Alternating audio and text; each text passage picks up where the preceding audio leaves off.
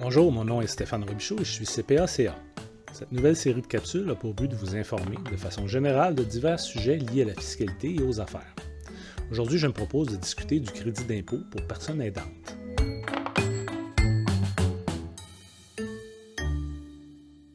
Il y a deux volets pour ce crédit remboursable de 1 250 $. Remboursable veut dire que même si vous n'avez pas d'impôt à payer, le ministère du Revenu du Québec vous paiera le crédit.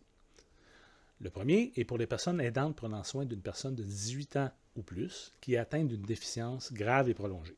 Donc, pas nécessaire de cohabiter ou d'être une personne liée. Il faut noter aussi que si la personne atteinte de déficience pour laquelle vous réclamez le crédit a des revenus excédant 22 180, ça c'est en 2020, le crédit sera réduit de 16 % de l'excédent de ce montant qui est indexé annuellement à la hausse. Le deuxième volet est pour une personne aidant un proche qui est âgé de 70 ans et plus et avec laquelle elle cohabite. Donc un lien de parenté et la cohabitation est nécessaire pour bénéficier du crédit. Les conjoints sont exclus et ne peuvent réclamer le crédit de l'un pour l'autre.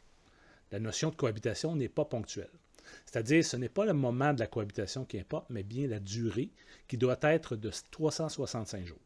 Si vous cohabitez depuis plus de 192 jours au 31 décembre et qu'il est raisonnable de croire que vous atteindrez 365 jours avant le 2 juillet de l'année suivante, vous pourriez être admissible au crédit.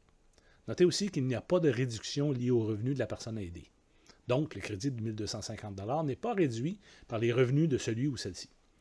Si vous cohabitez avec vos parents âgés, assurez-vous de le mentionner à votre professionnel comptable pour qu'il puisse faire les réclamations de crédit pertinentes. J'espère que cette capsule vous a été utile. Naturellement, nous n'avons pas couvert toutes les situations possibles. Peut-être que votre situation diffère et qu'une discussion face à face nous permettrait de clarifier celle-ci. N'hésitez pas à prendre rendez-vous dès maintenant.